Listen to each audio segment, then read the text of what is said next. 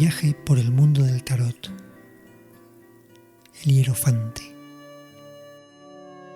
La carta número 5 del tarot recibe diversos nombres a través de los diferentes mazos de cartas y también a través de las diversas traducciones que se han hecho a nuestro idioma. Se le conoce como el Papa, el Sumo Sacerdote o también como el Hierofante. En el tarot de Marsella esta carta se ha conocido siempre como el Papa, en armonía con la carta número 2 con la que se relaciona, es decir, con la papisa. En cambio, en el tarot Rider-Waite se ha traducido indistintamente como el Sumo Sacerdote o también como el Hierofante. Dado que la denominación original dada por Arthur Waite en lengua inglesa es de Hierophant, usaré este nombre de manera predominante. Más adelante explicaré qué es un hierofante, puesto que el nombre es un tema bastante relevante en esta carta. El hierofante es una carta que puede emparejarse con la sacerdotisa y también con el mago, en una especie de triángulo que en este caso no es un triángulo amoroso, sino que es un triángulo de la conciencia. El Papa se puede ver como un representante de la religión externa, es decir, de los ritos y las costumbres que forman parte de cualquier religión establecida. Lleva un signo que es el signo de la cruz e imparte también una bendición. Para muchas personas una religión es esencialmente el rito. Y si bien el ritual es importante para el ser humano, es más, el ritual es esencial para nuestro bienestar psíquico, el ritual no puede ser una cáscara vacía. Rezar sin fe ni emoción, hacer postraciones con el corazón en otro lugar, dar vueltas en torno a una estupa, persignarse ante un crucifijo, descalzarse antes de entrar a una mezquita, son gestos que por sí mismos no significan nada. Es el creyente quien otorga sentido a estos gestos, quien hace que estos gestos sean importantes o bien quien les resta ese sentido. El ritual vacío es una de las características de una religión sin alma, de una creencia sin raíces.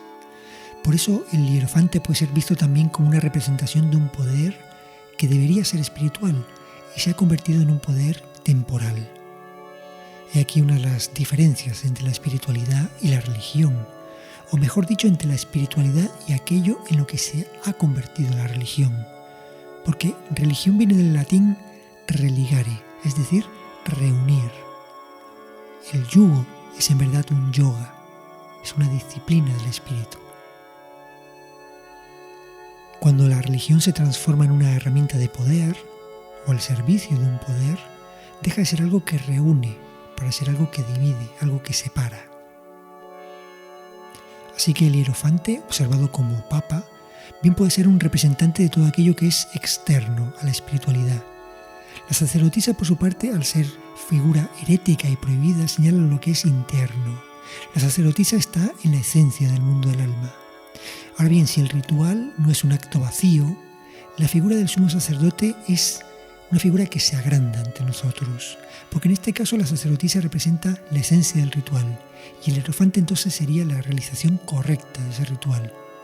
Es una diferencia muy importante.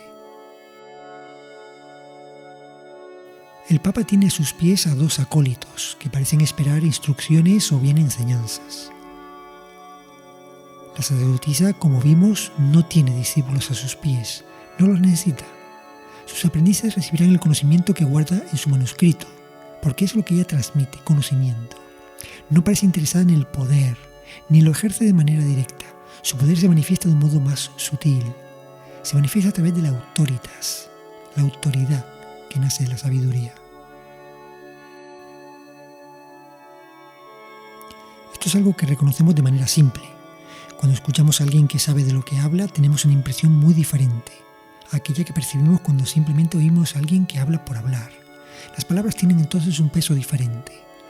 No es lo mismo la teoría que la práctica, no es lo mismo ser un recién llegado a un conocimiento que llevar toda la vida detrás de ese conocimiento. Para Carl Gustav Jung hay dos niveles de conciencia que se pueden expresar en esta dicotomía. Uno es el logos, la persona que sabe algo de un tema y puede hablar de él incluso con elocuencia e incluso con cierto interés. Otro nivel es el nivel de la sofía, que implica un conocimiento profundo acerca de algo.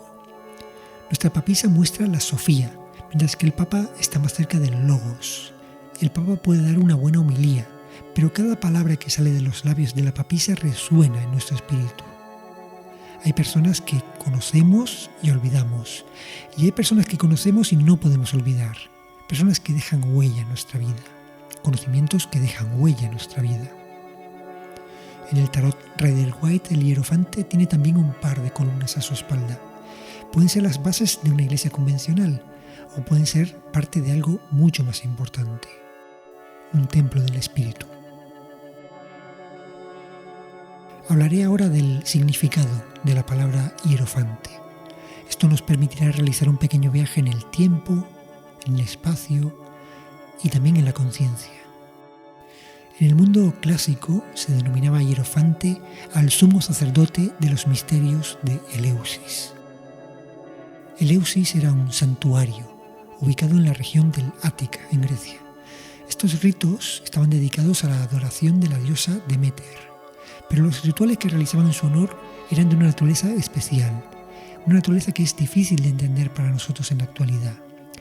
Se trata de unos rituales denominados los misterios. Cuenta el mito, y el mito era la base de los rituales eleusinos, que la diosa Deméter vio perturbada su paz cuando su hija amada, Perséfone, desapareció sin dejar rastro. Perséfone era una joven inocente que recogía flores en el campo, y un día se vio sorprendida por la ruidosa cometida de Hades, dios del inframundo. Hades se había enamorado de la joven y no encontró mejor modo de consumar su pasión que atrapándola desprevenida y raptándola. Deméter, sin saber dónde estaba su hija, vagó por el mundo durante varios días, llorando desconsoladamente, hasta que un buen día llegó a Eleusis. Allí habitaban los reyes del lugar, Celeo y Metanira, padres a su vez de Demofonte y Triptólemo. Deméter se presentó ante ellos en forma humana y fue bien acogida, por lo que decidió hacer un favor a sus anfitriones. Una noche, mientras todos dormían, tomó al pequeño Demofonte y lo puso sobre el fuego. Su intención era convertirlo en inmortal, pero al ser descubierta por la madre del niño, tuvo que revelar su verdadera naturaleza divina. Demofonte murió de inmediato. Para compensar a los padres de su pérdida, Deméter decretó que el otro hermano, el pequeño Triptólemo, sería desde entonces el sacerdote de sus ritos, es decir, el primer hierofante. Triptólemo hizo un buen servicio a Deméter, pues le dio una pista acerca del paradero de su hija. Deméter, al conocer que su hija estaba en el mundo inferior, en poder del infame Hades, comenzó a llorar amargamente. Sus lágrimas trajeron el invierno sobre la tierra, las cosechas se echaron a perder y los seres humanos pasaron hambre. Zeus, el dios todopoderoso, comprendió entonces que debía hacer algo. Y es que a los dioses no les importan las vidas humanas, pero sí están muy preocupados por no tener a nadie que les rinda culto. Habló con su hermano Hades y le dijo que debía devolver a la joven con su madre, pero Hades, que era un ser astuto, hizo que Perséfone comiera una fruta, comiera una granada. Dice la tradición que quien come la comida de los muertos ya no puede volver a la vida. Así que Perséfone estaba condenada a vivir para siempre con el dios que la había raptado. Ante las quejas de la madre de Deméter, que amenazaba con no devolver la primavera a la humanidad, Zeus tuvo que tomar una decisión. Permitiría que Perséfone subiera al mundo superior con su madre durante una parte del año, pero la otra parte debería pasarla en el mundo inferior, con Hades, su nuevo esposo.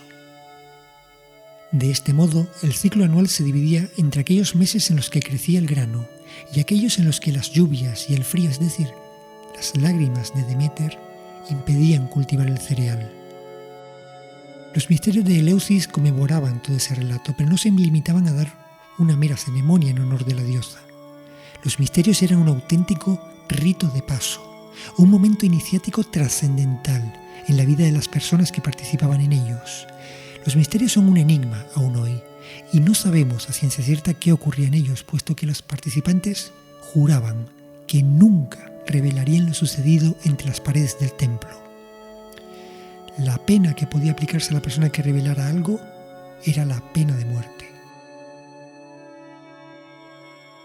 Aquellos que participaban en las ceremonias anuales realizaban un baño ritual para purificarse, así como un ayuno preparatorio. Después de tomar una bebida sagrada, a los participantes se les introducía en el templo, donde contemplaban diversas reliquias. Una fiesta final despedía a las personas que desde ese momento pasaban a denominarse mistés, es decir, iniciados, participantes de los misterios. Para todos los iniciados, este acontecimiento significaba un antes y un después en sus vidas. Así que el hierofante tiene un significado mucho más profundo que el Papa. El hierofante es un guía hacia un ritual de carácter renovador. No es alguien que solo recita una palabra gastada que está escrita en un libro. No es alguien que predica. El hierofante es alguien que te conduce hacia la presencia viva de la divinidad. Es quien te lleva a una experiencia espiritual de carácter renovador. Te lleva a algo que cambia tu vida, algo que hace que las cosas nunca vuelvan a ser como antes. Porque has crecido, porque has aprendido, porque has madurado. En un sentido profundo, esta es la carta de la renovación espiritual. Es el sentimiento que surge una vez que nos hemos quitado la cáscara vacía de una religiosidad falsa o supersticiosa. El sentimiento de abrirnos a la luz divina. Así que este es un maestro espiritual que te puede conducir a la mejor versión de tu ser, alguien que te inicia. Y en la vida hay diversas iniciaciones, diversos ritos de paso. Como vivimos en un mundo desacralizado, casi no somos capaces de reconocerlos, pero aún existen. Y si se viven con conciencia, tienen el poder de renovar nuestra existencia, de hacerla más profunda, de otorgar un mayor significado. En este sentido, la carta del hierofante puede ser una buena guía si sabes encontrar a través de ella tu maestro.